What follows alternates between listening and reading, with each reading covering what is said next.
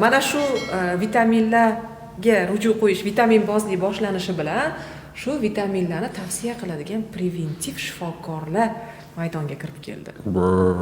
Preventiv deysizmi? Umuman shifokor bo'lmasdan turib, boshqa sohani odami bo'lib, qanaqadir 1 yillik shunaqa onlayn kurslarda o'qib, o'zlarini mani sertifikatim bor, men vrachman, preventiv vrachman. Men endi sizlarni butun organizminglar bilan bir o'zim ishlayman va sizlarga faqat va faqat vitaminlar yozaman, sizlarga dori yozmayman deyshadi. Bu achinarli holat bor. Aslida bu holat juda ham achinarli holat. Chunki bu narsani asosida inson salomatligi turibdi-da. Mana siz bilan biz kulib gapiraveramiz. Ular ham tavsiyasini o'ylamay beraveradi. Lekin uni kuzatayotgan odam, uni qilayotgan odam qiladi-da, mazasi qochgandan keyin ahvoli og'irlashgandan keyin holatini keyin tasavvur qilish juda ham qiyin-da.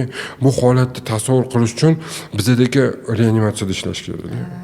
O'shalarni olib kirib, reanimatsiyaga olib kirib, mana ko'rsatish kerak. O'shanda ham ishonasizmi, o'shada tan olmaydi. Yoki ishonmaydi. Mendan emas deydi. Keyin eng zo'r narsasi aytaymi nima deydi? Biza deydi, tavsiya qilamiz deydi. Qilish qilmaslik o'ziga bog'liq edi deydi. Lekin istasa qilmasin edi deydi. Bu dostmi buni bo'ynidan 100% mas'uliyatni olib tashlaydi. 100%. Ichayotgan odam o'zi rozi bo'lib ichgan deydi. Biz unga majburlab ichirmaganmiz deydi.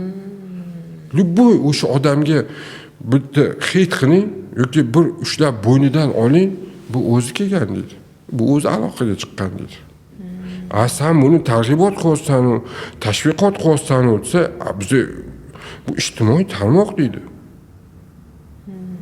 Biz umumiy gapiramiz. Biz umumiy gapiramiz deydi. Ommadan gapiramiz deydi. Tushunarli. Individual bu kasal ko'rganmisan sen, qayerda ko'radi? U bir tupkada turadi, qishloqda turadi bechara. Masalan, shifokor bo'lish uchun odam 7 yil institutda o'qish kerak. Klinar-ordinaturada qancha odam o'qigan, undan keyin aspiranturada qancha odam o'qigan, tibbiyot fanlari nomzodini qilib yurgan. Biza nomzodlik dissertatsiyani qilayotganda shu Chorsu tarafda yurardik. Odamlar, men o'zimni tibbiyot fanli nomzodim inson metabolik sindrom, ya'ni qandli diabetni oldingi holati degan holatda insonni oshqozon ichak sistemasini ko'rganmizda, uyma-uy yurib, men axlatini so'rab yurardim.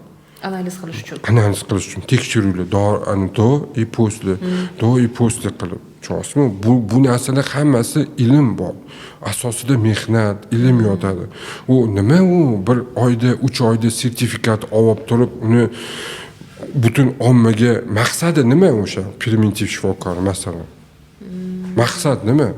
Pul topish tirikchilikmi?